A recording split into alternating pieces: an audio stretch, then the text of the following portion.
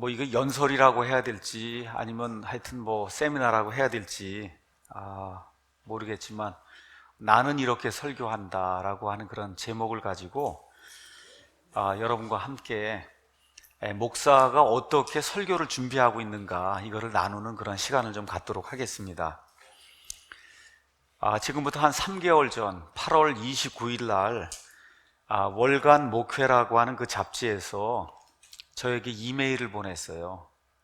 그래서 그 이메일에 뭐라고 이제 저한테 이야기를 했느냐, 나는 설교 준비를 이렇게 한다는 제목으로 글을 써주시오 하고 이메일이 왔습니다.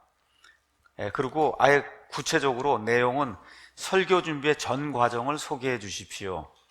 착상, 본문 선택, 주제, 제목 잡기, 작성 시간과 장소, 예화 발굴과 선택, 참고 도서, 리허설, 그 다음에 선포 후에 원고 관리, 기타 특별한 부분도 언급해달라. 근데 언급해달라고 얘기했는데 A4로 4장, 3장을 써달라는 거예요. 3장 안에 이걸 다 넣어달라는 거예요. 하여튼 뭐 일단은 받았는데 거기 이렇게 이제 있어요. 월간 목회라고 하는 건 이런 데다. 목회 정보 교환과 목회 자료 제공, 효율적인 현대 목회의 연구와 개발, 참 지도자를 위한 교회 부흥 촉구를 목적으로 발행되는 잡지다 하고 이제 본인들이 이렇게 소개를 했습니다. 근데 제가 월간 목회라는 걸 이제 처음 들어보니까 월간 목회가 뭐지 하고 이제 가서 좀 찾아봤습니다. 그랬더니 1976년부터 이렇게 발행이 돼서 대다수 이제 목사님들이 알고 있는 그런, 목사님들 세계에서는 유명한 그런 잡지고, 목사님들에게 이제 설교, 주로 이게 월간 목회니까 설교하는 거, 목회하는 거에 대한 어떤 그 지식을 가르쳐 주는 이와 같은 그 잡지인 것 같습니다. 그래서 사실 저는 독립교회 목사고, 그래서 교계에서 아니면 다른 교단에서 뭐 무슨 일이 일어나는지 전혀 알지 못하고, 아시다시피 이제 파트타임 목사입니다. 이제 주일날만 또 금요일날 저녁하고 이렇게 이제 목회를 하고 이러다 보니까 뭐 이런 잡지가 있는지 뭐 있는 건지 전혀 몰랐어요. 그래서 처음에 이 이메일을 받고 사실 제가 잘못 온 이메일인가 보다 이렇게 이제 생각을 하고 제가 직접 전화를 했어요. 왜 이런 이메일이 내게 왔냐. 그렇게 이제 물었어요.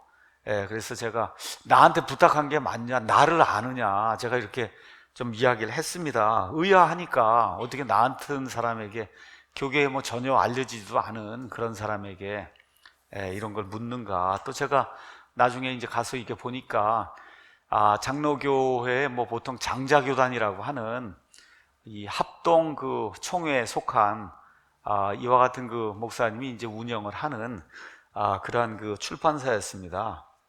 그래서 이건 맡은 분에게 어떻게 저를 알았느냐 그렇게 얘기를 했더니 잡지사 총책임 맡은 이제 발행인 그 목사님이 저한테 연락해서 원고를 받으라고 그렇게 이제 해서 그래서 연락을 하게 됐다. 그래서 제가 좀 찾아보니까 여러 개 그 출판사를 운영하더라고요. 이거 월간 목회도 있고 신망의 무슨 출판사도 있고 또 그 다음에 크로스웨이 성경연구, 그런 거 좀 들어보신 적 있으시죠?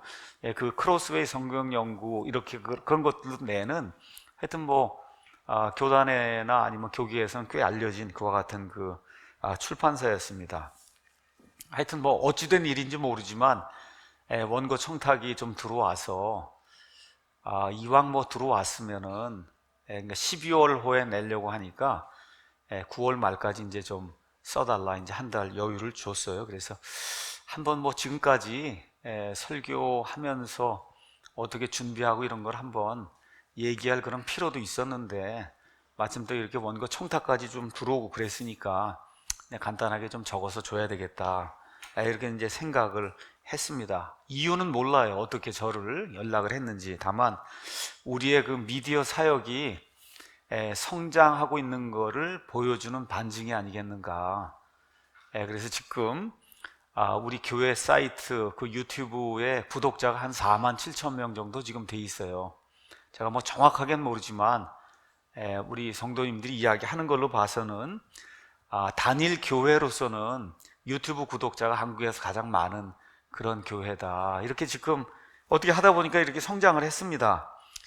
또한 지금부터 한 10년 반쯤 전에 우리가 9명으로 이렇게 시작을 해서 지금 한 600명 이렇게 넘어가는 그런 교회가 됐고, 또 지난 한 1년 동안 예배당을 건축을 해서 그래도 본당에 한 1100명 정도 앉고 중예당이 있고 뭐 이렇게 다 하면 한 번에 뭐 한 1800명 정도 이렇게 예배 드릴 수 있는 이런 예배당 공간을 또 이렇게 우리가 이제 지었잖아요. 그러니까 저는 그거에 대해서 그렇게 깊이 생각을 하지 않는데, 이렇게 교회에 오래 다니시고 뭐 장로님도 하시고 그런 분들이 우리 교회에 오시잖아요.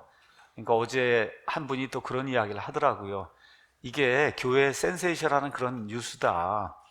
10년 동안에 교회가 이렇게 성장을 해서 이런 예배당을 짓고 한 거, 이런 게 뭐 우리에게는 별거 아닌 것 같은 그런 건지 몰라도 목회하는 그런 사람의 입장에서는 이게 상당히 그 뭐라 그럴까, 원하는 어떤 거를 이룬 그런 사례가 이제 될 수 있다. 이러다 보니까 아마 우리가 이제 독립교회임에도 불구하고 이렇게 사람들이 찾는 것이 아니냐. 그래서 결국 원고 청탁까지 들어오는 것이 아니냐. 하여튼 우리가 킹제임스 성경을 쓰는 것도 아마 아실 거예요. 이름에도 불구하고 이렇게 또 성경 사역을 방해하는 그런 일들도 있고 이렇게 이제 하는데도 불구하고 우리의 일들이 이렇게 퍼져나가고 있는 이와 같은 반증이 아닌가 하는 그런 생각을 좀 하게 됐습니다. 여하튼 좋은 기회라 생각하고, 제가 생각하고 제가 설교를 하기 위해서 실천하고 있는 그런 바를 그걸 이제 기술을 했어요. 그렇게 했더니 이틀 전 금요일 날 이렇게 월간 목회해서 2018년 12월호 여기 180페이지부터 해서 아마 3쪽? 4쪽이죠, 4쪽. 이렇게 이제 해서 여기 보이는 것처럼 이렇게 나는 이렇게 설교를 한다 이렇게 하고, 그 다음에 아예 제목도 이렇게 했어요. 아주 다시 찾는 설교. 그리고 영어로 리서치 프리칭 이렇게 해서 이거 본인들이 다 달아준 거예요. 뭐 제가 단 것도 아니고. 이렇게 해서 사랑침례교회를 담임하고 있으며 인하대학교 기계공학과 교수로 재직을 하고 있다. 이렇게 이제 소개까지 다 하고, 하여튼 어쨌든 우리 교회, 뭐 저에게도 뭐 어느 면에서 기쁨이 되는 그런 일이지만, 우리 킹제임스 성경을 사용하는 그런 모든 분들, 또 우리 교인들에게도, 또 우리 앞으로 자라서 목회를 할 수 있는 그런 분들에게도 참 좋은 그런 그 계기가 아닌가 이런 생각이 들어서 먼저 월간 목회 발행하시는 모든 분들에게 이런 기회를 주신 거 이제 감사를 드리고, 앞으로 또 목회를 하실 분들, 또 지금 하고 있는 이런 분들에게 제가 이거를 조금 설명을 좀 한번 하는 것이 좋지 않겠는가. 이 잡지에 글도 나오고 해서. 그래서 나는 이렇게 설교한다. 부제목은 하나님을 기쁘게 하는 설교자의 특성. 이걸 가지고 제가 원고를 썼던 내용과 더불어 그 안에서 언급했던 여러 가지를 조금 좀 자세하게 설명을 하고, 원고 설명이 다 끝난 다음에는 목회자가 되려고 할 때, 설교자가 되려고 할 때 어떠한 요소가 좀 있어야지 되는가, 이거를 제가 좀 이렇게 제 경험을 바탕으로 해서 좀 이야기를 드리려고 합니다. 말씀드린 대로 그냥 저는 이렇게 원고만 줬는데 이분들이 제목을 다시 찾는 설교라고 이렇게 붙여줬어요. 그래서 다시 찾는 설교라고 하는 게 무엇인가 오늘 소개하는 그런 시간을 좀 갖도록 하겠습니다. 먼저 저의 그 설교 준비하는 과정, 여기 원고에 있는 걸 쭉 따라가면서 그 다음에 이제 제가 파워포인트 이거 준비해서 여러분에게 좀 보여드릴 것도 보여드리면서 조금 이렇게 부가적인 설명을, 이 원고는 뭐 짧게 이렇게 적으라고 했으니까 길게 이제 적을 수가 없고, 그래서 이제 이 내용을 좀 부가적으로 이렇게 첨가를 해서 도움이 될 수 있도록 그렇게 이제 준비를 했습니다. 목사가 되면 누구나 매주 설교를 준비하고 전달해야 되는 그런 짐을 떠안게 됩니다. 저도 이제 처음에 목사를 하겠다고 해서 설교를 이렇게 하려고 하니까 눈앞이 사실 캄캄하더라고요. 제가 학교에서 뭐 교수 생활하고 아이들 많이 가르치고 뭐 이렇게 파워포인트에서 뭐 이렇게 해서 나가서 리서치 연구하는 거, 설명도 이런 일은 많이 했는데 사실 이거 설교를 한다고 하니까 너무 어려운 거예요. 너무 어려워요. 그래서 천상 어쩔 수가 없어서 유명한 그런 설교자들에 대한 무슨 설교 책도 이제 찾아도 보고, 처음에 이제 제 아내와 함께 어떤 분이 무슨 설교 코칭을 한다 그래갖고 거기 뭐 몇 사람이 나와서 설교 이런 거 설명을 해준다 그래서 제와 함께 찾아가 보기도 하고 그러던 일이 있었습니다. 그리고 지금부터 한 18년 전쯤에 처음 목회한다고 할 때 그 설교하는 거 그거 지금 제 머릿속으로 생상을 하면 지금 와서 이렇게 생각을 하면 얼굴이 따끈따끈해요. 야, 진짜 어떻게 그렇게 설교를 내가 한다고 그렇게 했을까. 지금하고 이렇게 비교를 하면 어느 면에서 너무 뭐랄까 부족한 그와 같은 그 형태의 그런 그 설교를 했던 걸 생각하면 성도들에게 미안하기도 하고 하여튼 좀 그런 게 있습니다. 하여튼 어쨌든 목사가 매주 한 번씩 이제 설교를 해야 되니까 이게 아주 엄청난 짐이에요. 매주 오는 짐입니다. 이게 이렇게 하니까 뭐 유명 서점에 가서 유명한 목사님들 설교책이 뭐가 있는가 또 설교 세미나도 한번 들어보고 다 이제 그렇게 합니다. 또한 이제 많은 분들이 이제 신학교를 가서 목사를 하겠다 하면 이렇게 그 설교를 준비시켜주는 이와 같은 코스가 뭐 대다수 이제 그 신학교 그 코스 안에 이제 들어 있습니다. 그래서 설교는 이런 거라 설명도 하고 또 어떤 데 뭐 미국 같은 데 어떤 데는 또 이렇게 나와서 직접 뭐 20분이고 30분이고 이렇게 하면은 또 앞에 있는 사람들이 와서 이렇다 저렇다 이제 설교 평도 해주고 뭐 이러한 일들을 이제 하게 됩니다. 많은 분들이 이제 그렇게 해서 설교에 대한 강의도 신학교에서 듣고 또 준비해서 발표한 뒤 코칭을 받기도 하고 그래요. 자, 그런데 이렇게 열심히 뭐 책도 찾아보고 주석도 찾아보고 세미나도 다니고 이렇게 해갖고 설교를 준비해서 성도들에게 이제 설교를 이렇게 전달하는데 중요한 거는 내가 중요한 게 아니잖아요. 보통 사람들이 얘기하는 말로 성도들이 은혜를 받는 일이 생겨야 되는 거 아니에요. 그렇죠? 이게 대단히 힘든 거예요. 뭐 성도들이 얘기는 하지 않지만 이게 참 힘든 겁니다. 이게 성도들이 은혜를 받게 하는 거. 이걸 다른 이야기로 하면 들어주는 설교가 아니라 들리는 설교를 해야 되는 거예요.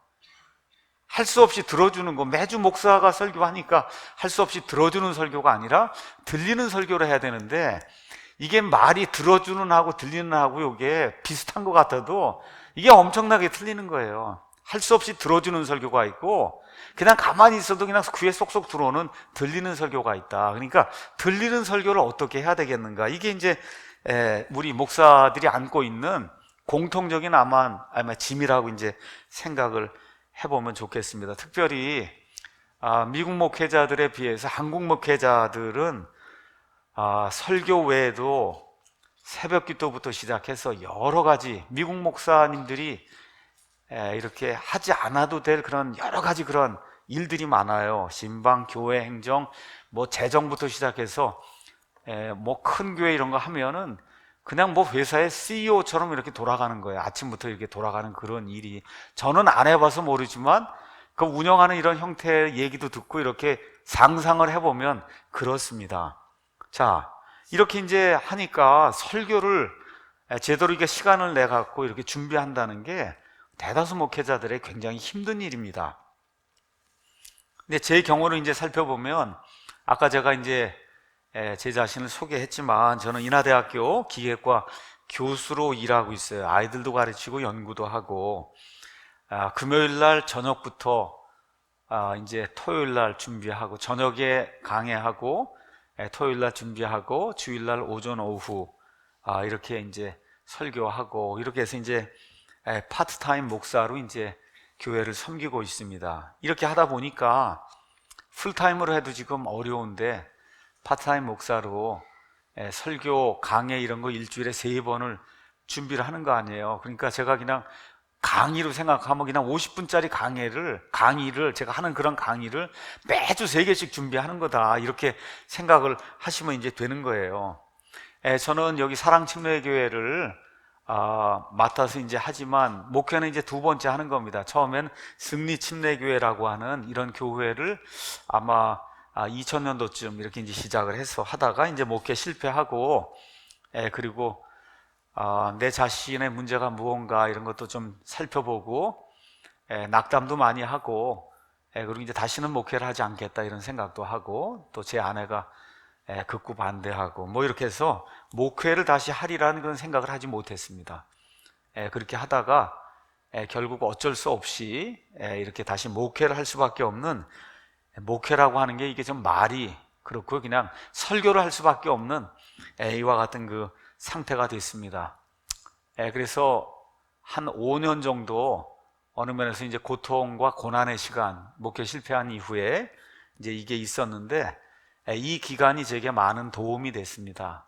이 기간에 많은 목사님들의 이 설교와 설교자가 무언가 하는 이와 같은 책들을 많이 이제 접하게 됐습니다. 그 중에 여기 이제 보여드리게 될 마틴 로이드 존스, 미국에는 이제 영국 분입니다.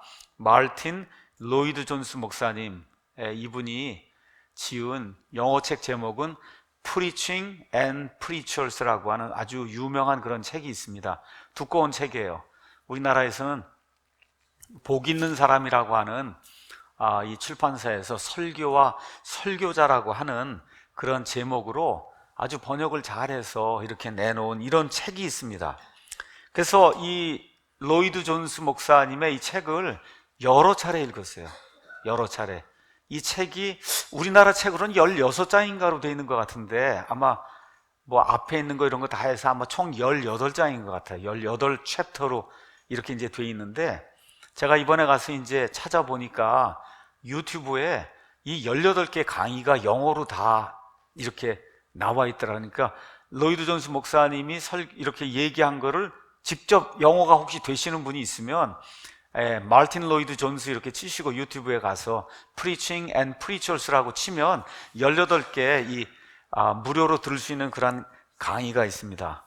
제가 이제 어느 정도 교회를 하고, 그리고 우리 교회 안에서 좀 설교자도 배출하고 하는 그런 일이 있어야 되겠다 이렇게 생각을 해서, 그래서 한 학기에 제가 설교와 설교자를 강해를 했습니다. 그래서 유튜브에 가서 제 이름을 치고 마틴 로이드 존스, 아니면 그냥 뭐 존스 이렇게 치고 설교와 설교자 하면 아마 17개인지 18개인지 이 마틴 로이드 존스 목사님이 이렇게 써놓은 그 책의 각 챕터를 하나하나 제가 소화를 해서 이분이 이렇게 설교를 한다 하는 거를 제가 올려놓은 그와 같은 동영상이 있으니까, 혹시 우리 한국 목회자들 중에, 아니면 목회자가 되려고 하시는 분들 중에 설교가 무엇인가 이렇게 하는 거를 좀 아시려고 하는 그런 분이 계시면, 그러면 한국말로는 그냥 부족하지만 하여튼 제가 해놓은 게 있고, 영어로는 마틴 로이드 존스 목사님 이분 자신이 해놓은 이와 같은 그 동영상이 있으니까 한번 보시면 좋겠습니다. 그래서 이 책을 읽었는데 이 책이 너무 좋은 거예요. 그러니까 설교에 대해서 어떻게 이렇게 설교가 무엇이다부터 시작해서 설교자는 뭐 하는 사람이고, 그 다음에 설교의 핵심은 뭐고, 우리가 보통 강해 설교라고 이야기할 때 강해 설교가 무언가 하는 거, 그 다음에 설교자가 범할 수 있는 그런 여러 가지 실수, 해서는 안 되는 그런 일들 뭐 등등 해서 이거를 18챕터인가에 이제 걸쳐갖고, 그래서 하나하나 이걸 잘 설명을 해줬어요. 그래서 첫째 제가 먼저 그분의 강해 요지, 강해 설교는 뭐고 설교는 뭐고 설교자는 무엇인가, 여기에 제가 전적으로 동감해서 미국을 그 당시에는 많이 다녔습니다. 제가 할 때 이렇게 PDF 파일로 이걸 제가 이렇게 만들기도 하고 이렇게 해갖고 계속 가서 읽고 다니고 한 그런 책이 마틴 로이드 존스의 설교와 설교자 이 책입니다. 자, 강해 설교를 한다고 하니까 많은 분들이 오해하는 게 있어요. 강해 설교를 한다 그러니까 이걸 읽고는 원어를 설명하는 거예요. 원어의 이 말이 이렇고 원어의 이 말이, 여러분 그건 강해 설교가 아니에요. 그건 원어 풀이를 하는 거예요. 강해 설교라고 하는 거는 아주 간단한 겁니다. 이게 오늘 이만큼 텍스트를 이렇게 읽었을 때 이 텍스트가 우리에게 뭐라고 이야기하는가를 있는 그대로 거기 있는 거에 맞추어서 그거를 설명을 해주는 게 그게 강해 설교예요. 강해 설교라는 게 그게 강해 설교라고 그러니까 괜히 자꾸 이렇게 어려움을 이렇게 느끼는데, 사실은 뭐 그러한 어떤 특별한 게 아닙니다. 원어를 푸는 게 그게 강해 설교가 아니다. 또한 이게 주석을 다는 게 그게 강해 설교가 아니다. 이렇게 일단 말씀을 좀 드리겠습니다. 자, 그래서 어떠한 그 결론을 내리게 됐냐, 목사의 설교를 그날 들었어요. 그러면 성도들이 이 예배당을 떠나면서 야, 그 본문에 대해서 내가 더 요만큼이라도, 옛날에 요만큼 알았는데 목사의 강해 설교를 듣고 났더니 내가 그 본문을 이만큼 조금 더 알게 됐구나. 그렇죠? 그러니까 더 이해하는 바가 폭이 넓어져야 돼요. 그죠? 그 강해 설교를 들었으면. 그렇죠? 그렇게 한 다음에 어떤 게 또 있어야 되느냐 하면, 내가 더욱더 거룩하게 하나님의 영광을 드러내는 그와 같은 삶을 살아야 되겠구나 하고 작정하는 그런 일이 이 설교 행위를 통해서 드러나야, 그래야 그날 목사가 제대로 설교를 한 거예요.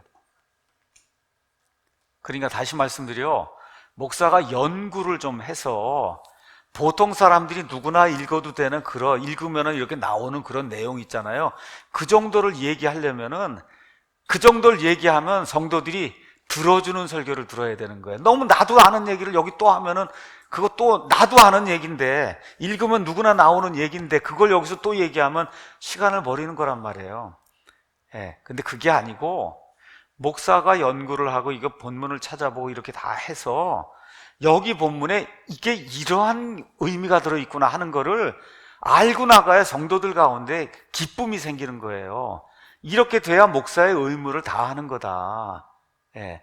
그렇게 생각을 하면 설교가 뭔지 여러분이 좀 이해를 하실 거예요. 그렇게 해야 들리는 설교가 되는 거예요. 내가 좀 오늘 와서 배우기도 하고 앞으로 거룩하게 살아야 되겠구나 하는 이와 같은 다짐을 하고 나가는 거니까요. 자, 근데 이제 문제가 뭐냐, 신학교 때부터 목회자를 이렇게 누르는 그런 압박이 있습니다. 그 압박은 뭐냐, 제가 말씀드린 대로 로이드 존스 이런 목사님 여기에 설교 강의 이런 데 가서 저 책을 읽으면 거기 아예 기록해 써놨어요. 처음부터 끝까지 본인이 생각해서, 그래서 본인이 설교 이걸 만들어야지, 이거를 누구 거를 본다든가 뭐 이렇게 사는 건 창녀행위다 이렇게 써놨어요. 여러분 무슨 얘기인지 아시죠? 그렇게 써놨어요. 제 얘기가 아니에요. 남의 거를 조금 참조를 한다든지 뭐 이렇게 하면은 그건 창녀짓을 하는 거다. 이렇게 해서 막 이렇게 이 설교 훈련 시간이나 이런데 이런 얘기를 들으니까 주눅이 이제 드는 거죠. 처음부터 끝까지 독창적으로 모든 거를 설교 제목부터 시작해서 다 이걸 찾아갖고 뭐 이렇게 해서 하려고 하니까 굉장히 어려운 거예요. 이렇게 하다 보니까 또 오히려 여기에 주눅이 들려서 내가 그러면 창녀짓을 안 하려고 하니까 어떻게 하든지 해야 되겠다 해갖고 이제 하잖아요. 독창적으로 설교를 준비하겠다고 이렇게 하다 보니까 설교 본문 문맥에서 벗어나서 자의적인 해석을 하는 그런 경우가 많이 생기게 되는 거예요. 여러분, 예수님이 이 땅에 오신 이후에 2000년이 지났어요. 우리 한국에 있는 사람이든 미국에 있는 사람이 성경 구절 이거 읽고는 오늘에서야 내가 처음으로 이 구절에 대한 확실한 뜻을 다른 모든 사람이 알지 못하는 것을 내가 오늘 발견했다. 그럼 그건 이단입니다, 거의. 이게 무슨 얘기예요? 지금까지 수십억 명의 사람들이 성경을 읽고 수많은 설교자, 수많은 주석가들이 여기 나와서 이거 주석을 하고 다 달았잖아요. 그거 이상을 벗어날 수는 없는 거예요, 여러분. 나만을 위해서 하나님의 어떤 특별하고 비밀한 그 뜻을 뭐 계룡산에서는 알 수 있는 뭐 이런 거를 나를 위해서 남겨놓은 일은 쉽게 말하면 없는 거예요. 그런데 독창적으로 한다고 하다 보니까 남들이 한 번도 생각해보지 못한 엄청난 해석을 본인이 했다고 그러면 그건 잘못된 설교입니다. 거의 잘못된 설교라고 보면 돼요. 이렇게 이제 하다 보니까 어떤 일이 생기냐, 영해를 하는 거예요. 잘못된 설교가 왜 나오냐, 이게 누가 봐도 상식적으로 논리적으로 요것뿐이 이런 문맥에서 설교가 나와야 되는데 자기만의 독창적인 어떤 걸 갖고 한다고 해서 설교를 해놓으면 거의 백발백중 영해를 한 거예요. 이 뜻과 상관이 없이 자기가 원하는 설교를 한 거예요, 이게. 그래서 영해라고 하는 건 절대 안 되는 겁니다, 이 설교를 할 때. 자, 저는 이제 공과대학의 이제 교수로 한 30년 정도 이제 일을 했습니다. 자, 공과대학 교수의 일 중에 하나, 아마 공과대학 교수는 가르치는 게 뭐 한 15, 20%, 나머지는 연구하는 게, 나머지 뭐 70, 80%가 이제 연구하는 거예요. 연구는 영어로 research 이렇게 이제 합니다. research. 자, 연구는 뭘 하는 거냐? 공과대학의 연구 얘기하는 거야. 그거는 남들이 만들어 놓은 거를 조금 더 개발을 하는 거예요. 이렇게 해서 뭐 전기청소기 뭐 누가 만들었다. 그럼 어떻게 해요? 그 다음에 조금 더 개발하고 조금 더 개발하고 조금 더 이렇게 해갖고 조금 더 편리함을 주고 가격을 낮추고 이렇게 해서 소비자들이 살 수 있도록 이렇게 만드는, 그게 연구예요. 공과대학의 연구라는 게 대개 그게 연구예요. 처음부터 끝까지 창의적인 아이디어를 가지고 획기적인 이론과 작품을 만드는 일은 노벨상을 타는 소수의 과학자들이 하는 거예요. 예. 그 여기 이제 연구, 그 리서치라고 하는 말을 분리를 하면 리서치예요. 여러분 서치라는 건 아시죠? 서치는 뭐예요? 찾아낸다는 뜻이에요. 그러니까 리서치는 과거의 모든 것들, 이런 것들을 기반으로 해서 다시 찾아낸다는 거예요. 내가 원하는 것을. 그렇죠? 그래서 여기 나오는 re라고 하는 건 다시라고 하는 그런 의미도 있고, 옛날에 이제 영어가 이렇게 발전하게 될 때 그 re라고 하는 단어를 쓰면 search를 강조할 때는 re를 붙이는 거예요. 이 re라고 하는 그런 말이 그런 거예요. 그러니까 저는 목사의 설교도 공과대학 연구교수의 그 연구하고 비슷하다, 이렇게 이제 생각을 해요. 그래서 현 시대 목회자들에게 필요한 다시 찾는 설교, 리서치 프리칭에 대해서 잠깐 여러분에게 말씀을 드리려고 합니다. 자, 많은 목회자들이 저를 비롯해서 설교를 좀 잘해야 되겠다, 이렇게 생각을 합니다. 그럼 누구나 당연한 거예요. 자기가 맡고 있는 그 직무에 그 충실하고 성실하게 신실하게 그 하는 거 중요한 거예요. 자, 그런데 일단 설교를 잘하려고 하면 성경 창세기부터 요한계시록까지 전체 문맥을 이해해야 돼요. 이 문맥의 이해가 없이 한 구절 한 구절을 빼갖고 하게 되면 거의 영해하거나 하나님이 주신 성경 전체의 문맥에 벗어난 설교를 하기가 대단히 쉽습니다. 그러니까 다시 말씀드려, 요한계시록까지 창세기까지 흘러가는 하나님의 전체적인 이 성경 말씀 메시지가 뭐냐, 이 문맥을 잘 이해를 해야 돼요. 이걸 하기 위해서 가장 중요한 것이 또 뭐냐, 신약과 구약을 분명하게 구분해야 됩니다. 신약과 구약을 구분해야 된다. 교회를 구분해야 돼요. 이스라엘과 교회를 분명하게 구분해야 돼요. 이런 구분이 이루어지지 않으면 구약시대 이스라엘 백성에게 준 그런 메시지를 신약시대 교회에 적용함으로써 은혜와 율법을 혼합하는 실수를 낳게 되고, 이를 통해 성도들이 큰 혼란을 겪습니다. 예를 들어 구약시대 이스라엘에게 하나님 주시는 축복을 가서 보세요. 너희가 내 명령을 잘 순종하면, 그러면 어떻게 돼요?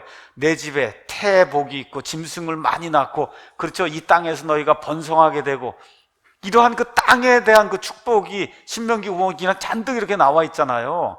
그렇죠? 여러분, 이스라엘은 땅에 속한 그러한 하나님의 백성이기 때문에 그 당시에 하나님이 살아계신다는 걸 보여주기 위해서는 하나님의 명령을 지키는 그 백성이 이 땅에서도 하나님의 축복을 받는다고 하는, 이게 주변에 있는 사람들에게 보여줘야 하기 때문에 하나님이 그런 약속을 주신 거예요. 이거를 인용해서 예수님 믿으면 무조건 잘 살고 번영한, 이렇게 나오면 이건 성경은 잘못 이해한 거예요.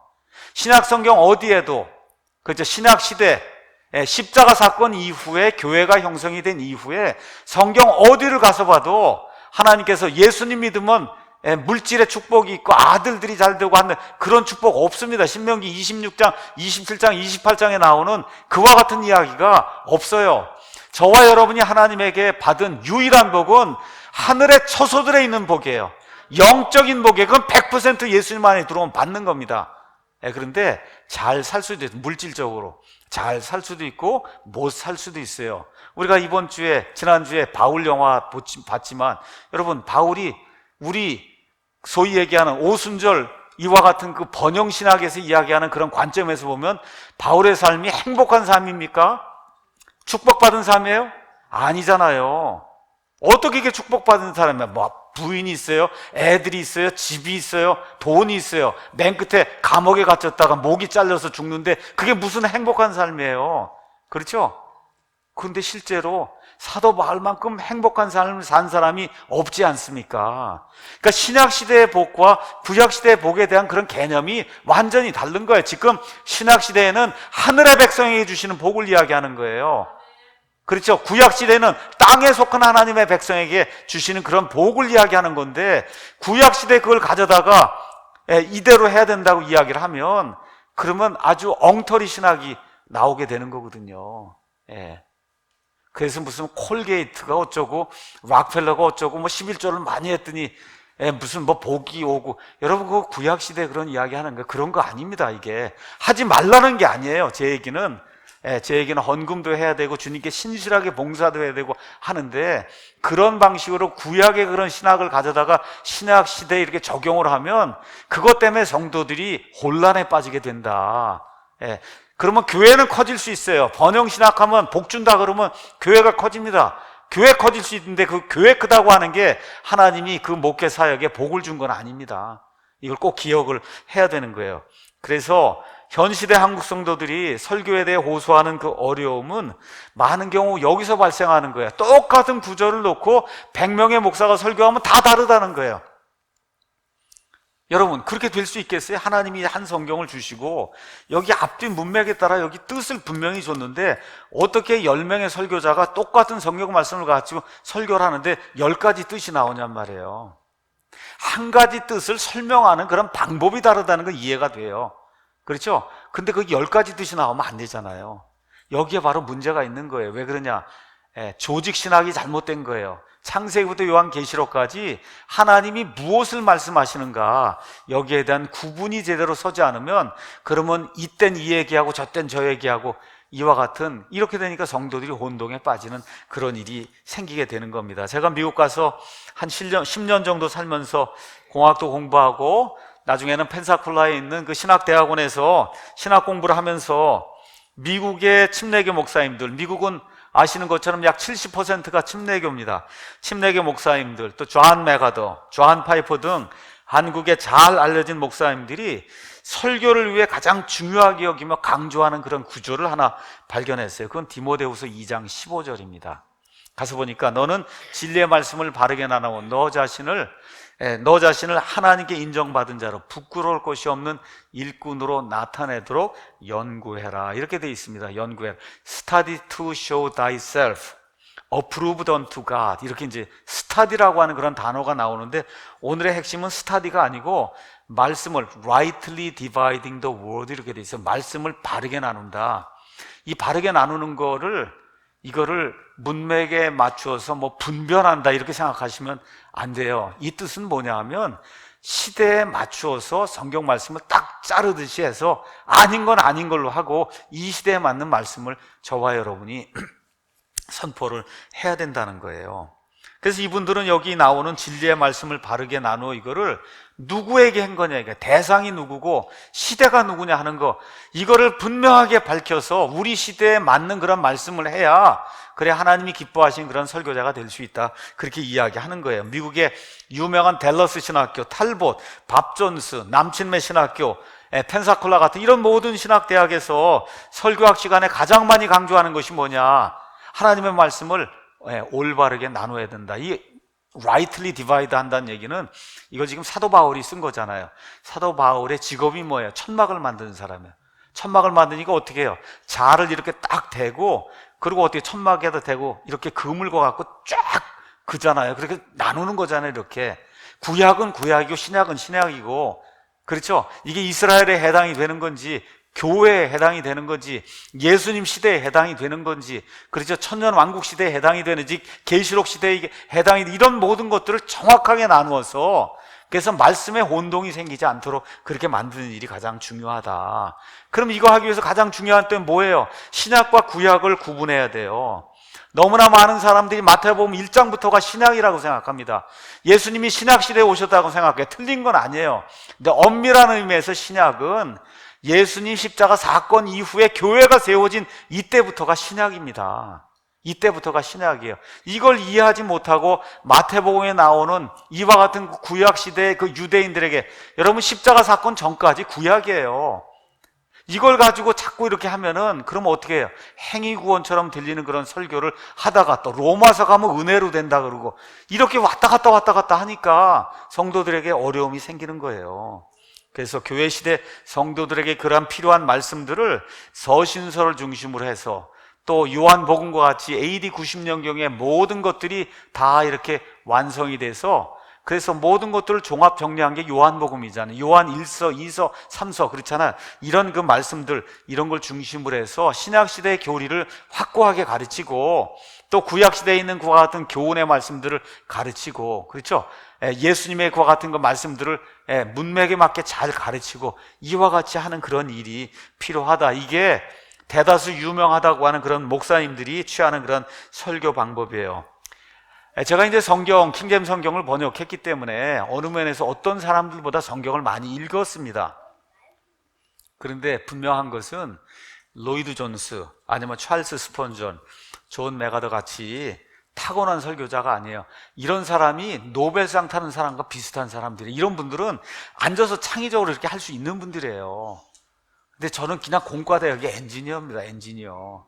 그렇죠? 이 엔지니어가 어떻게 노벨상을 타겠어요? 그런 일은 저는 생각도 안 해요. 그래서 대다수 설교의 경우 독창적인 창작 작업을 통해 일주일에, 이분들이 다 그렇게 일주일에 20시간 써서 한 편의 설교를 만든다. 그러면 그냥 신학교 다닐 때 그런 얘기 듣고 나중에 목회자가 된 다음에 마음에 굉장히 부담감이 있는 거야. 20시간을 해야 된다고 배웠는데, 야, 이거 아무리 생각해도 뭐 3시간, 4시간의 설교를 만드니까 나는 창녀짓을 하고 있구나.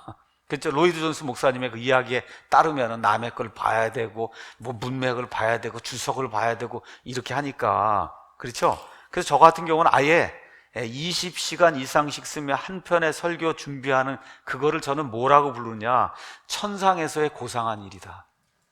제게는 그거는 저 하늘에서나 할 수 있는 고상한 일이지, 내게 주어진 시간이 하루 24시간 곱하기 일주일에 7일, 그것뿐이 없는 거예요. 그 가운데서 이틀이고 떼어내서 내가 이 일을 해야 되는데 어떻게 20시간을 설교 한 편, 그러면 3편을 준비하려면 60시간을 떼어내야 되면 아무것도 못하는 거예요. 이런 일은 아예 포기를 했습니다. 아주 간단한 거 그냥 포기를 한 거예요. 그런 일은 포기. 저는 주일 오전에 설교하고 주일 오후에 강의하고 금요일 날 저녁에 이제 강의를 해요. 이 3번의 설교 강의 모두 50분 합니다. 왜 50분을 하냐? 일반 학교에서도 아이들에게 어떤 주제를 하나 가르치는데 50분 설교, 이 강의 안 하고요. 그 주제를 어떻게 가르쳐서 이 끝까지 교과서를 띱니까? 그렇죠? 그러니까 잘 준비를 해서 50분 정도를 해서 그날 확실하게 이 말씀이 뭔가를 알 수 있도록 그렇게 하는, 그냥 제 독창적인 그와 같은 그 설교를 하고 있는 거예요. 그래서 이 3번을 다 저 혼자의 그 독창적인 이와 같은 그 천상의 고상한 작업을 통해서 하는 일은 그건 불가능하기 때문에 아예 포기를 했어요. 그러면 어떻게 하느냐?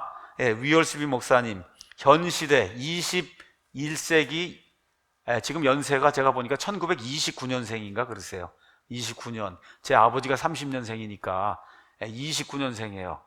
그래서 20세기 설교자, 미국에 있는 설교자 중에 가장 훌륭한 사람을 들어라 그러면 아마 많은 사람들이 위얼스비라고 하는 분을 들 거예요. 워런 위얼스비. 시카고에 유명한 무디 교회가 있습니다. 그 무디 교회에 담임 목회를 했던 그런 아주 유명한 분이에요. 이름의 끝이 가서 보면 위얼스비 이렇게 돼 있죠. 비.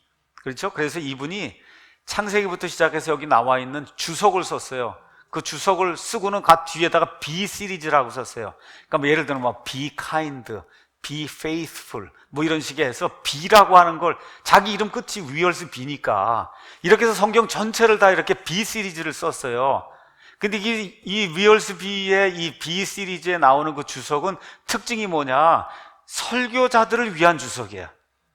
뭐 원어가 어떻고 이런 게 아니라 이 문맥을 이렇게 읽잖아요. 이걸 읽으면은 여기에는 하나님이 우리에게 주시려고 하는 게 이게 뭐다 하는 걸 하나, 둘, 셋, 넷 이거를 어느 누가 읽어도 이 문맥에서는 이러한 대지가 나올 수밖에 없다 하는 거를 이렇게 요약을 해서 이렇게 적어준 거예요, 이분이.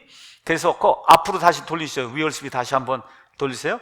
이렇게 해서 이분이 이 B 시리즈를 만들었고, 그 이후에 이거를 바이블 엑스포지션, 이렇게 그 주석 커멘터리라고 하는 걸로 이렇게 해서 깨알 같은 글씨로 이렇게 해서 6권을 아주 빽빽하게 지어놓은 이와 같은 책을 지었어요. 아마존에 가면 그러면 아마 한 65불이나 70불 주면 이걸 살 수가 있고, 그리고 아마 제가 알기로는 구글에 가서 워런 위얼스비 뭐 이렇게 바이블 엑스포지션 뭐 이렇게 커멘터리 이렇게 치면은 어떤 분이 이렇게 만들어 놓은 PDF 파일이 있습니다. 창세기부터 여기까지 PDF로 언제든지 볼 수 있는. 그러니까 이제 저 같은 경우는 이 PDF 파일을 이제 받아서 그러니까 그냥 이걸 다 경건의 시간을 갖는 거예요. 그냥 성경 이렇게 읽고, 아, 이게 이렇게 있구나, 이렇게 있구나 하고 그냥 늘 이걸 이렇게 제 옆에다 끼고 그냥 읽는 겁니다. 이게 꼭 설교를 하기 위해서 읽는 게 아니라 여러분도 경건의 시간을 갖듯이, 아, 이게 이렇게 이분은 이걸 이해를 했구나, 이렇게 이해를 하는 거예요. 제가 여러분에게 분명하게 말씀드릴 수 있어요. 위얼스비는 하나님은 아니에요. 그러니까 저 안에 실수도 있고 자기 나름대로의 뭐가 있어요. 그 동의하지 않는 그런 부분이 저도 분명히 있어요. 근데 분명한 거는 제가 읽어본 그런 많은 그런 주석들 가운데 설교자들이 설교를 할 수 있도록 만들어 놓은 그 주석 중에서는 제일 좋은 주석이에요. 그러니까 문맥에 벗어난 이야기를 거의 하지 않습니다. 문맥에 벗어난 이야기. 그렇죠? 그러니까 제가 어떤 설교를 준비해야 되겠다 하면 많은 경우 일단은 위얼스비가 여기에 대해서 뭐라고 이야기를 했는가를 이걸 한번 일단 읽어보는 거예요. 저도 성경을 많이 읽고 지금까지 뭐 했으니까 이 내용은 대충 이거다, 누가 그걸 모르겠어요. 그렇잖아요. 그런데 이 분들은 어떻게 생각을 했는가, 그러니까 리서치를 하는 거예요. 쉽게 얘기하면 다시 찾는 거예요. 남들은, 과거의 유명한 설교자들이 여기에 대해서 뭐라고 얘기했는가. 그 다음에 이제 제가 참조하는 게 Preaching the Word라고 하는 이 커멘터리가 있습니다. Preaching the Word. 이거는 미국에도 크로스웨이라고 하는 그런 그 출판사가 있는 것 같아요.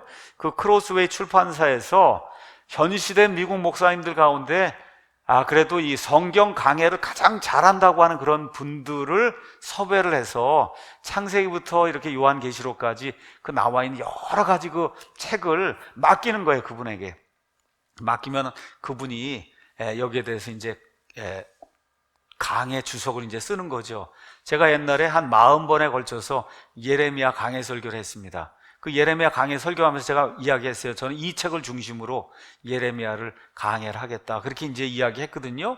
그러니까 어떤 교과서를 가지고 하는 거예요. 교과서를, 이 성경과 더불어 이 교과서를 가지고 전체적으로 이분이 어떻게 이해한 거, 그와 또 내가 이해한 거, 또 다른 분이 이해한 거, 이런 걸 가지고 이 설교 주석들을 이제 참조하고, 또 존 메가더 목사도 들어보고, 파이퍼도 들어보고, 여러 목사님들이 이제 유튜브 이런 설교도 듣고, 또 번역된 그런 책들도 탐구하고, 그리고 결국 뭐예요?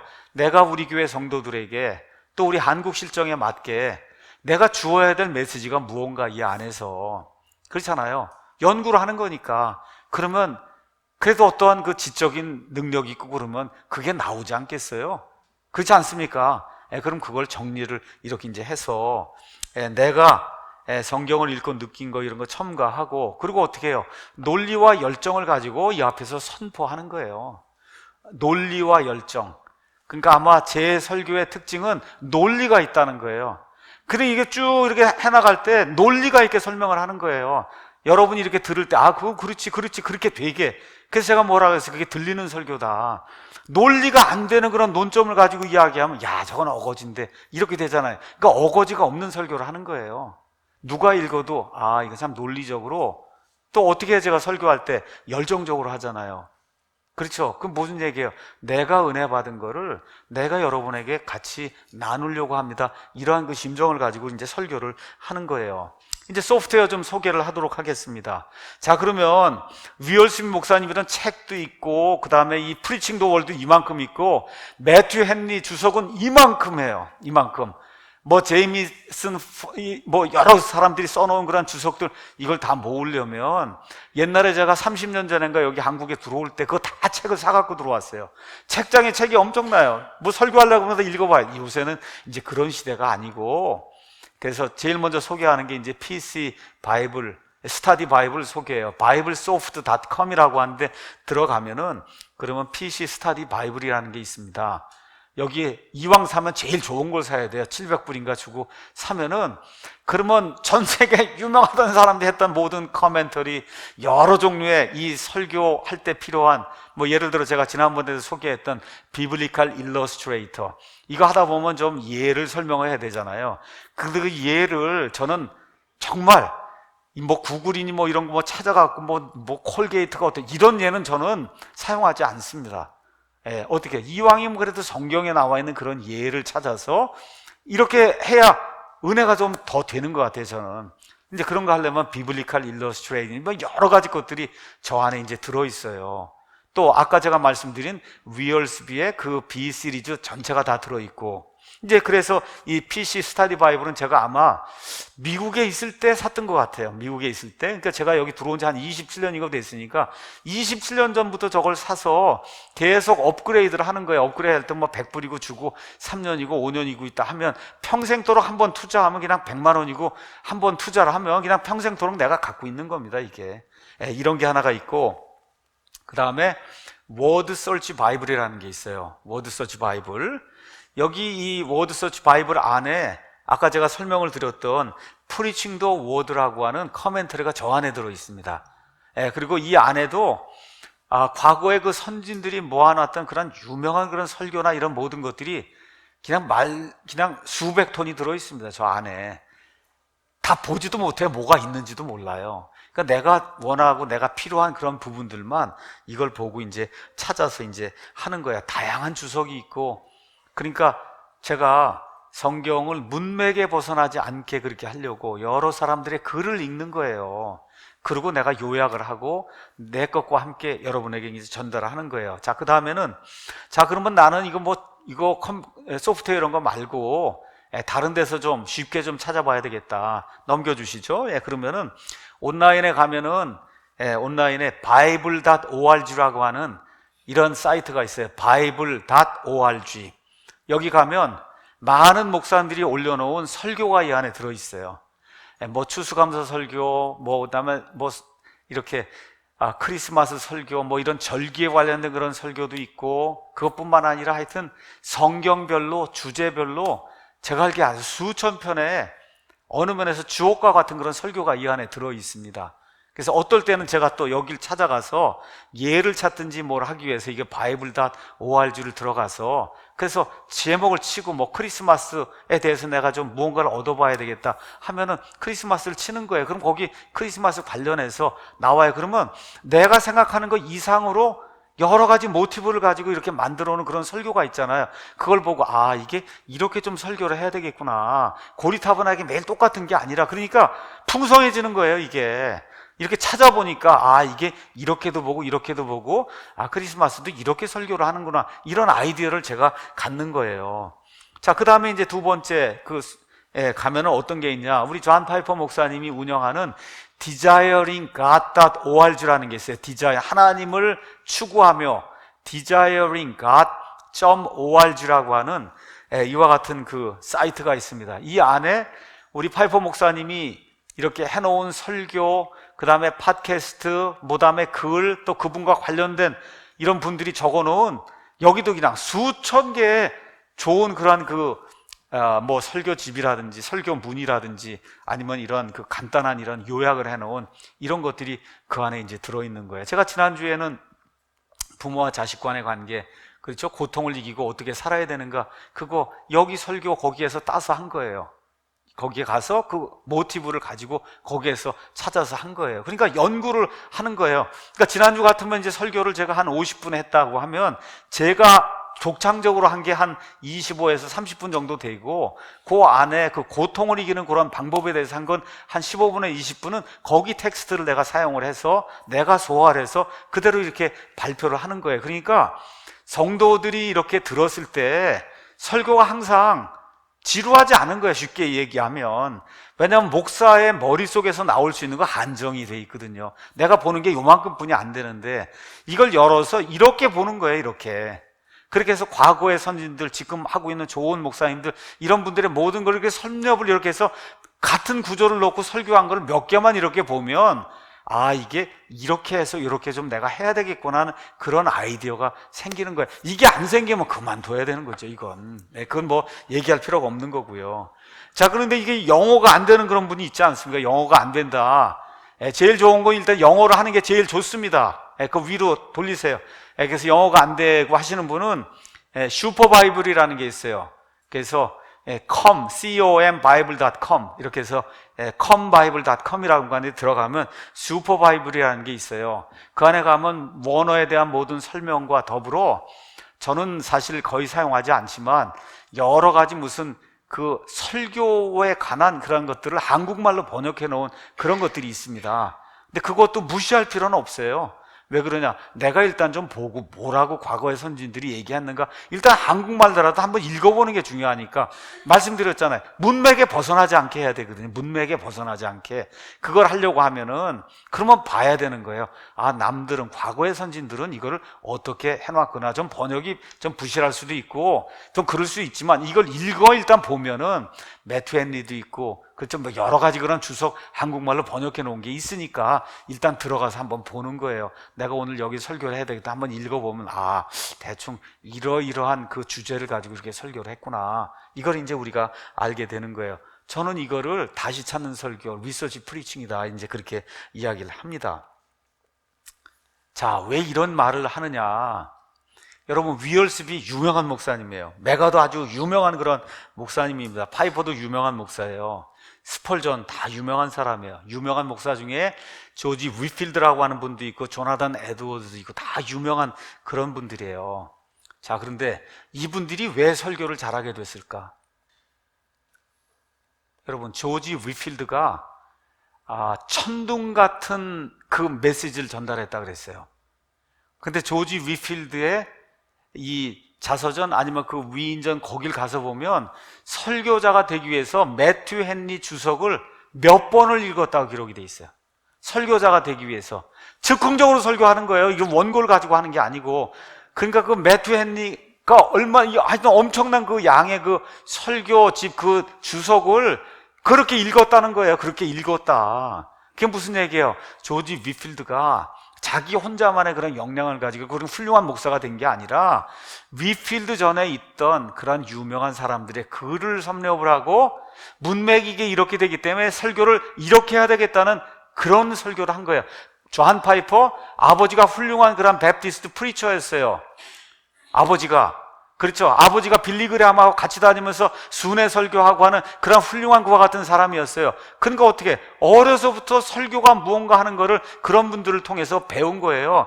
위얼스비 훌륭한 분이에요. 혼자 된 게 아니에요. 그 전에 있던 무디교회 목사님이나 이런 모든 분들의 글과 설교와 이런 것들을 다 접하는 가운데 설교를 이렇게 해야 되겠다는 걸 그분에게 배운 거예요.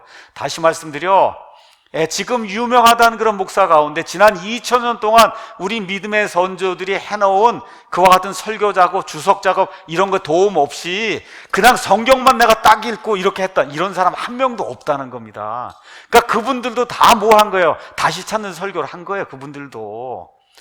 여러분 이해하시겠습니까? 예. 근데 이제 그분들은 워낙 설교에 뭐라 그럴까 능력이 있다 보니까 그걸 더 잘하는 거죠. 더 잘하는 거예요.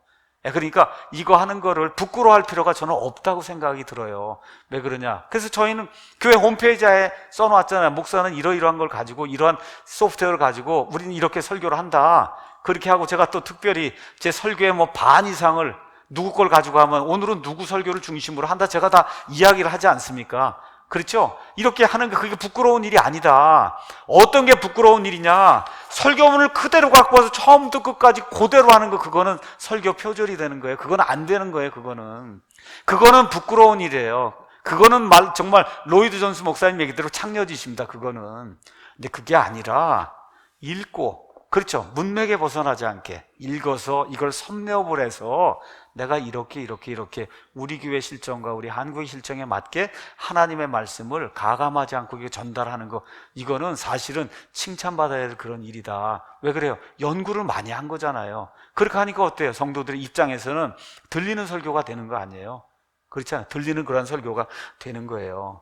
그래서 이 모든 자료들을 잘 활용하고 연구하고 찾아보고 여러 사람들의 것들을 종합을 해서 내 것과 함께 같이 이렇게 열정적으로 전달하면 그러면 설교가 된다. 저는 이렇게 이제 생각을 해요.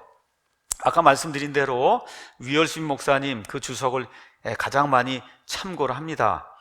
사실 위얼스비를 제가 너무 좋아하고 그래서 한번 좀 유튜브에서 좀 들어볼까 하고 했는데 아마 50년대, 60년대 이렇게 되다 보니까 비디오 이렇게 녹화된 게 없어요.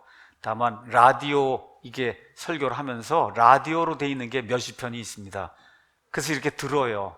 제일 좋습니다. 네, 그러니까 이게 미국 그 설교자로서 그 근엄하게 웅장하게 뭐 이렇게 그 설교 말씀을 그냥 말 그대로 하나님의 대언자가 설교하는 듯한 그와 같은 음성의 톤이나 이런 것들이 그렇게 좋아요. 그래서 하여튼 리얼십을 좋아하고, 그 다음에 이제 파이퍼를 한번 보여주시죠. 요 근래에 제가 가장 많이 뭐랄까 참조도 하고 목회자로 존경을 하는 그런 분이 존 파이퍼입니다. 하나님의 영광을 선포하며 기독교 희락주의를 선포하는 이 파이퍼의 이런 설교를 이렇게 들으면은 그냥 열정이 느껴져요. 근데 제가 한번 말씀드렸듯이 파이퍼는 상당히 뭐랄까 열정을 느끼는 그런 설교를 하다 보니까 감성주의에 빠질 그런 가능성이 있다는 거, 그렇기 때문에 잘 소화하고 이렇게 들어야 된다. 그러니까 여러분, 감정이라는 게 좋은 거예요. 근데 감정이, 파이퍼는 빠지지 않는데 듣는 사람이 빠진단 말이에요. 여러분 이해하시겠죠? 파이퍼는 빠지잖아요. 자기가 어디까지 가는 거 딱 알고 하는데, 그냥 흥분해서 이렇게 하고, 파이퍼는 거기 절제를 하고 하는데 듣는 사람들이 넘어가면 안 되거든요. 그러니까 제가 그거를 좀 조심해야 된다 이렇게 말씀을 드리고, 목회자로서 특별히 다른 사람에게 신앙 상담을 하는 것과 같은 그 목회자로서는 제가 알기에 파이퍼만큼 훌륭하게 이렇게 신앙 상담을 해주는 그런 분을 찾아본 적이 없습니다. 그래서 제가 약속한 대로 조만간 존 파이퍼의 신앙 상담, 여기 그 유튜브에 가면은 디자이어링 갓 거기에서 하는 이 팟캐스트가 올라와 있어요. 한 1200개 정도 신앙 상담이 올라와 있습니다. 주옥 같은 것들이 많아요. 주옥 같은 것들이 참 많습니다. 그래서 이거를 하나하나 제가 이제 번역을 하고 이렇게 해서 제 음성으로 파이퍼처럼 이거를 신앙 상담을 하는 그런 일을 이제 조만간 하려고 그래요. 그 다음에 이제 많이 또 참조하고 듣는 게 메가더입니다. 존 메가더. 여러분 아시는 것처럼 캘리포니아주에 있는 그레이스 커뮤니티 교회 목사님이에요. 존 메가더. 아주 지적인 분입니다. 아주 지적인 그런 분이에요. 정말 강직하게 논리적으로 성경을 잘 전해요. 그러니까 파이퍼도 나는 다른 사람 설교는 거의 듣지 않는데 메가더 설교는 듣는다.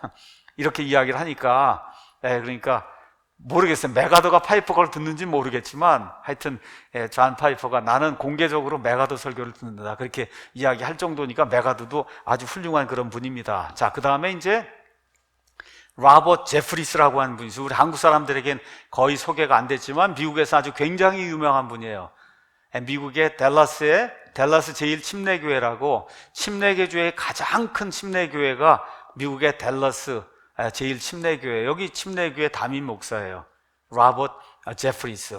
설교를 이걸 하나 들고, 그러고선 그냥 설교 이런 거 없이 그냥 쫙 설교를 그냥 30분이고 40분이고, 물론 그걸 하기 위해서 그분도 얼마나 많이 노력을 했겠어요. 그냥 이거 하나 들고 설교하세요.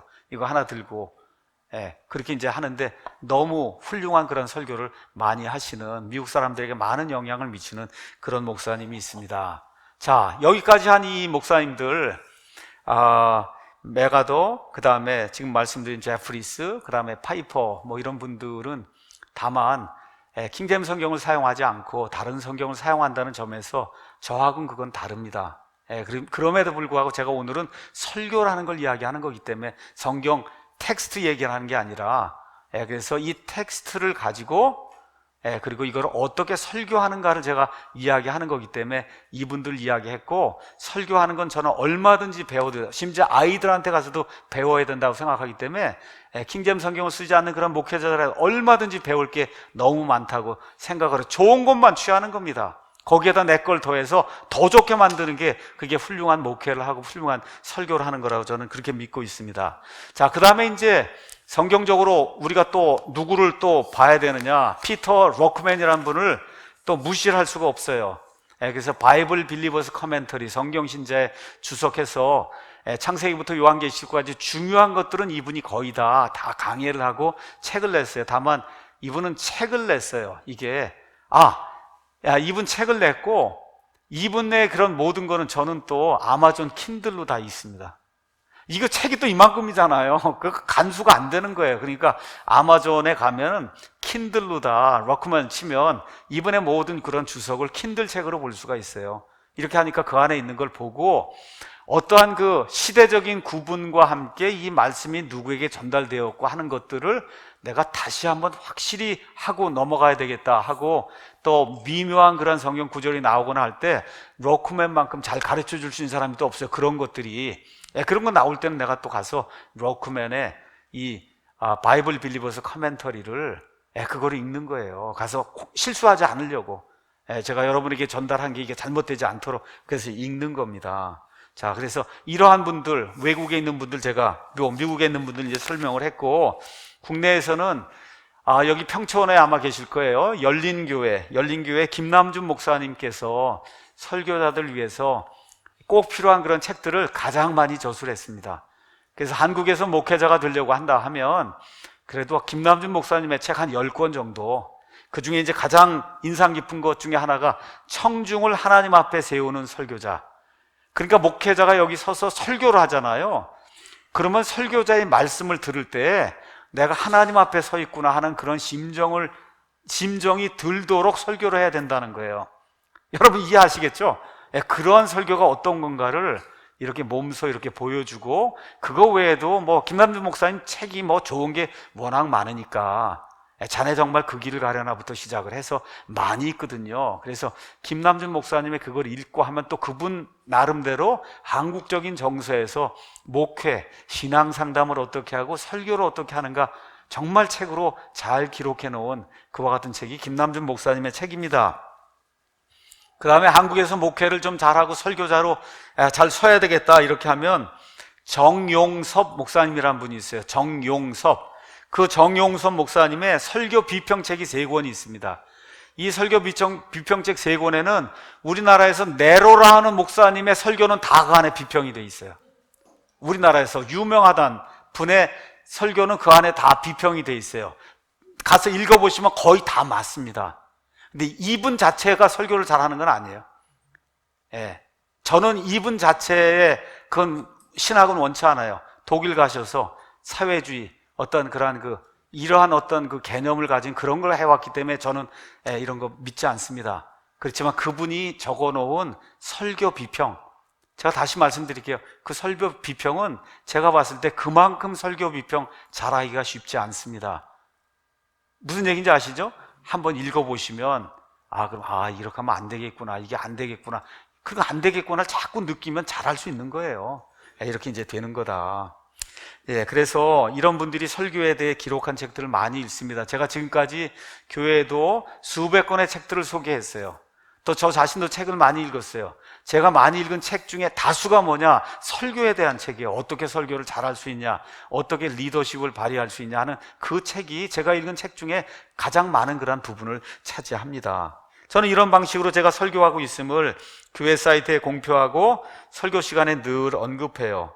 또 저 자신이 독창적으로 우리 교회의 필요에 따라 창작해서 설교를 하기도 합니다.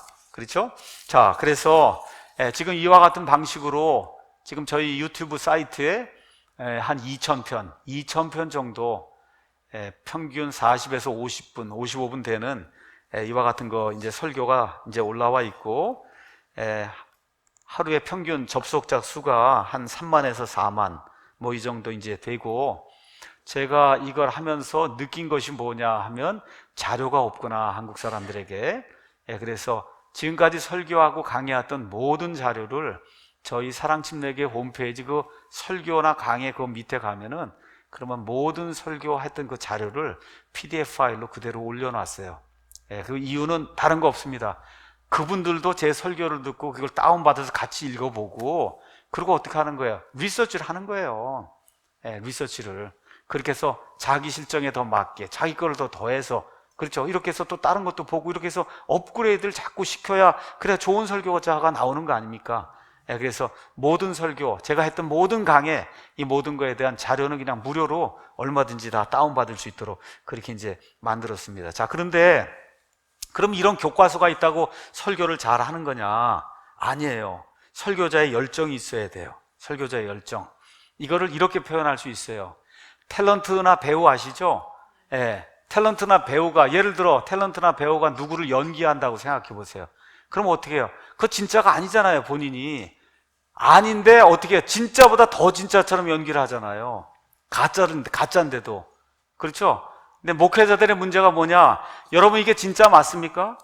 근데 가짜처럼 설교를 해요. 어떻게 이게 진짜라고 하는데 열정 있게 설교가 안 나오겠어요? 그렇죠. 하는데 그냥 이게 뭐 들어도 좋고 안 들어도 좋고 그냥 나 한 오늘 30분 20분 설교하고 간다, 이런 방식으로 설교하면 사람 변화가 안 됩니다. 예. 그래서 켄트 휴즈라고 하는 분이, 넘겨주세요. 아까 그 프리칭 더 워드 그 커멘터리를 이렇게 편집을 하는 편집장이에요. 그래서 켄트 휴즈가 하나님을 기쁘게 하는 설교자의 특성 3가지를 이야기해서 여러분에게 이제 소개를 합니다. 예배 때 설교에서 설교자와 회중이 성령님에 의해 하나가 되어 하나님의 기쁨을 경험하려면 반드시 다음에 3가지 요소가 설교자에게 있어야 된다. 첫 번째는 로고스다. 로고스 아시는 것처럼 하나님의 말씀이에요.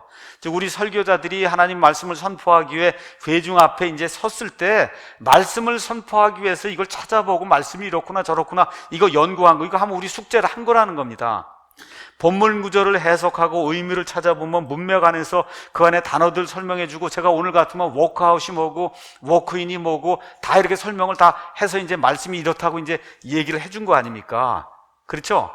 그래서 우리는 설교하는 동안에 하나님의 말씀에 대한 우리의 생각을 설교하는 게 아니라 하나님 자신의 말씀인 로고스를 설교, 이거 중요한 겁니다.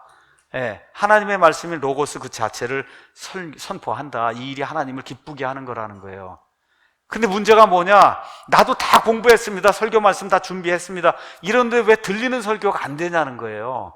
두 번째 요소가 있는 거예요. 둘째는 에토스가 있다. 에토스는 뭐냐? 설교자가 자기 자신이 돼야 된다는 거예요. 자기 자신. 설교를 할 때 아주 치명적인 병이 있는데, 그것은 거룩한 것들을 다룬다는 생각으로 자신의 손과 마음을 마비시켜 이 앞에 섰는데 내가 아닌 다른 사람으로 쓰는 거예요. 믿습니까? 하고 이런 거 있잖아요. 자기 그런 거 안 하는데 유명한 사람이 그거 한다고 하니까 그렇게 해야만 설교가 되는 걸로 이렇게 착각을 하고 서는 거예요. 이렇게 쓰면 안 된다는 겁니다. 이렇게 쓰면 안 된다. 필릭스 브룩스라고 하는 아주 유명한 그 설교 강의학 이 교수님이 있었어요. 이분이 에토스가 있는 사람하고 없는 사람하고의 그 차이를 이렇게 이야기했어요. 열차 안내원이 이제 다음 역에 도착하기 전에 큰 소리로 마이크에 대고 다음 역은 뭐 광명역입니다, 그렇게 이야기한단 말이에요. 그렇죠? 그렇게 몇 차례 그거 다 얘기해주고는 자기와 승객들이 그 역에 도착했다고 이제 믿는 거예요. 그냥 내가 했으니까, 할 일 다 했으니까. 이렇게 하면 안 된다는 거예요. 그래서 브룩스는 뭐라고 얘기하는, 설교는 이 인격체, 나라고 하는 그 인격체, 이거를 통해서 하나님의 진리가 전달이 되는 거다. 그러니까 인격체가 있는 그대로 자기 모습 그대로 서야지, 자기가 아닌 다른 존재로 둔갑을 해서 이 자리에 서면 그럼 설교가 안 된다는 거예요. 그래서 에임즈라고 한 사람이 이렇게 표현했습니다. 설교가 효력을 발휘하려 할 때 성경 말씀 다음으로 중요한 것은 꾸밈없이 설교자의 마음에서 흘러나오는 에토스, 설교자 자신.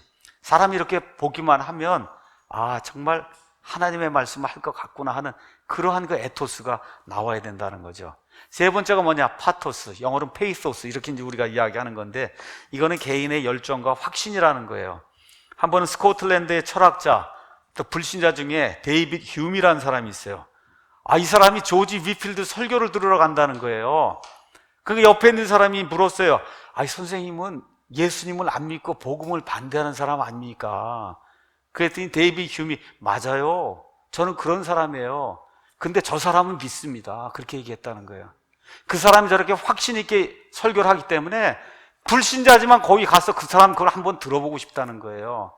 이 위필드가 가서 설교를 할 때, 영국에서 이제 미국 가서 이렇게 이제 설교를 하고 할 때, 여러분 벤자민 프랭클린 아시죠? 아주 그냥 이성적이고 그런 사람이에요. 다른 사람 설교하면 안 듣습니다. 근데 위필드가 가서 그 필라델피아 가서 설교를 하면 위필드 설교를 들으러 벤자민 프랭클린이 갔다는 거예요.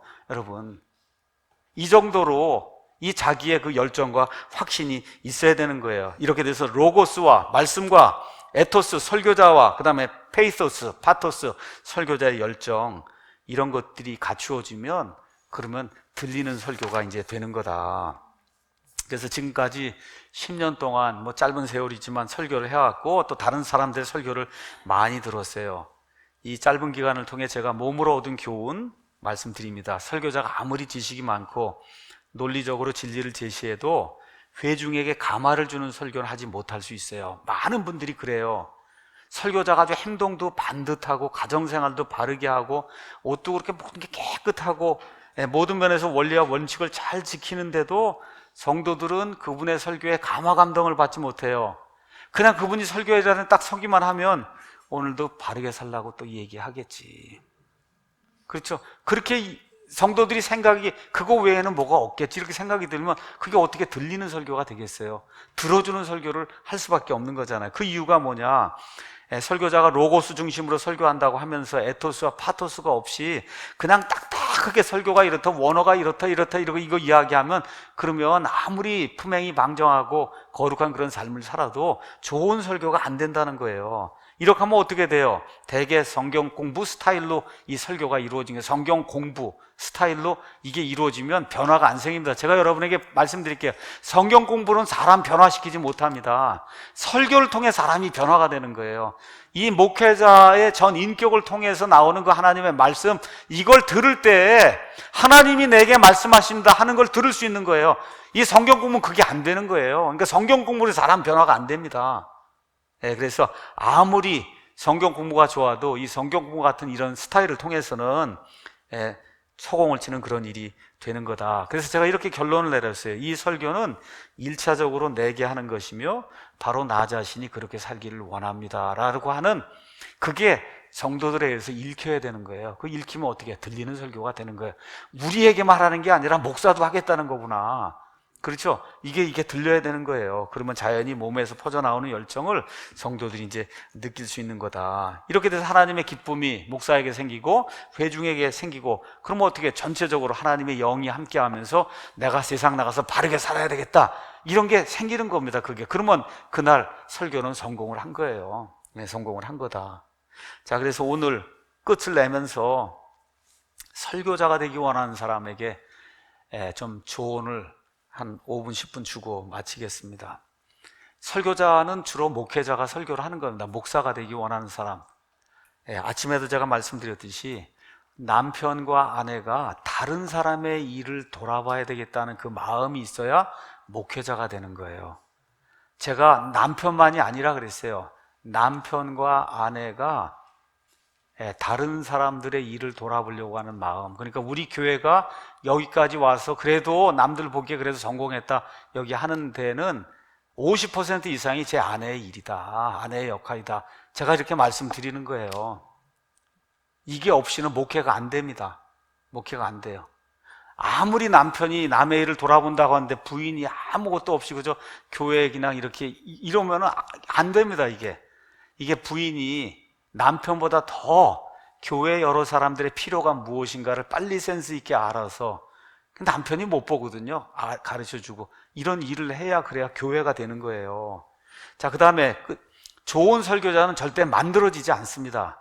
설교자는 만들어지지 않아요. 태어난 거예요. 다만 다듬을 수 있어요. 여러분, 그러니까 다시 말씀드려, 내가 아무리 설교를 해도 사람이 안 따라, 그럼 그만둬야 되는 거예요. 아주 간단한 거예요. 왜 그래? 이건 만들 수가 없는 겁니다. 이거는 만들어지질 않아요. 근데 재주가 있고 이런 모든 게 있는데 드러나지 않았어요.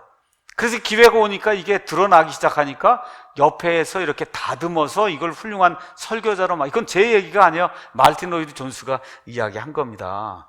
자, 그러면 누가 다듬냐가 문제잖아요. 누가 다듬냐? 하나님이 하시죠? 아니요, 하나님이 하지 않습니다. 아내가 합니다. 다시 말씀드릴게요. 목회자의 설교는 누가 다듬냐? 부인이 다듬는 거예요. 이게 안 되면 절대 성공하지 못합니다. 이 설교자로서 성공이라는 게 그래도 들리는 설교하기가 어려워요. 여러분, 성도들 중에 누가 와서 목사한테 설교 이렇게 해야 된다, 저렇게 해야 된다, 오늘 뭐 했는데 뭐 발짓이 이렇다, 손짓이 이렇다, 누가 와서 얘기를 해요? 어떻게 얘기를 할 수가 없잖아요.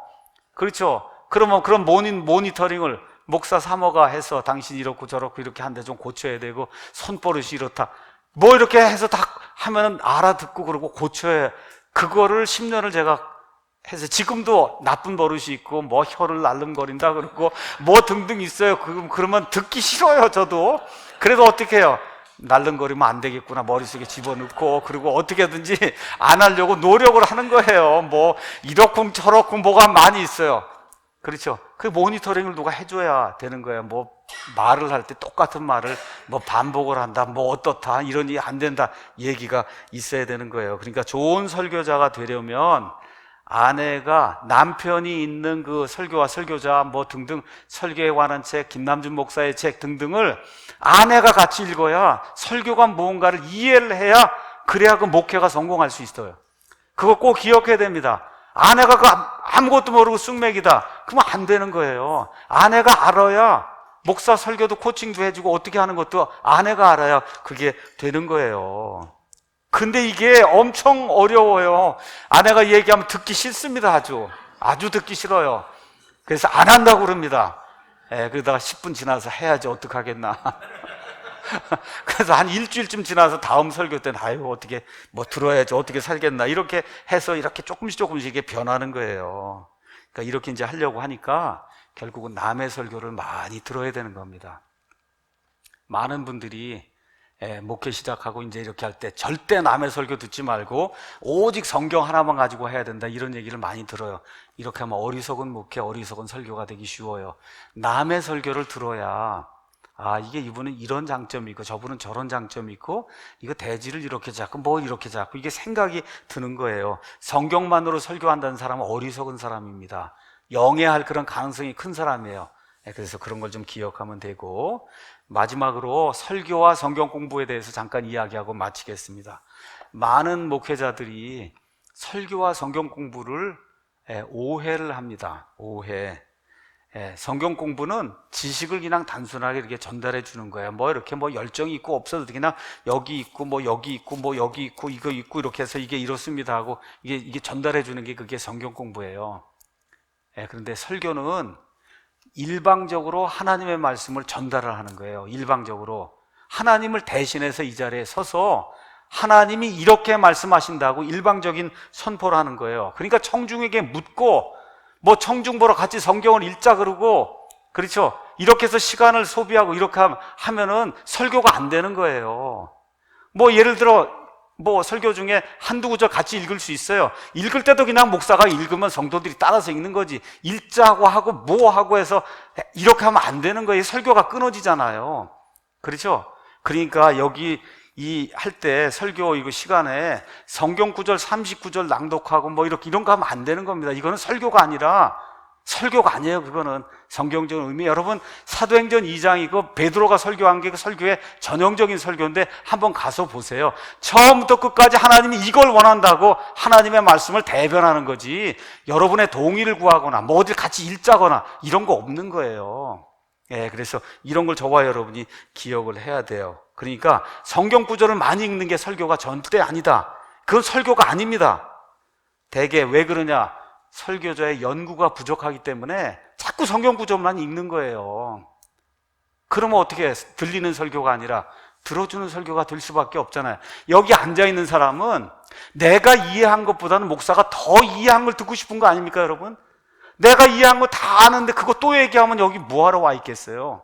이게 그러한 문제가 실질적으로 생기는 거다. 그러니까 목사가 연구를 좀 더 많이 해서 성도가 생각하는 것 이상의 거를 그날 설교를 해줘야 그래야 들리는 설교가 되는 거예요.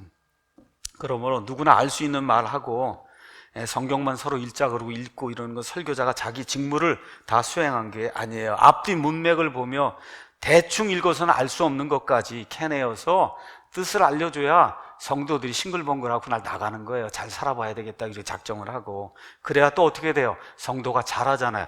성도가 아는 거 또 얘기해줘봐요. 그럼 성도가 잘합니까?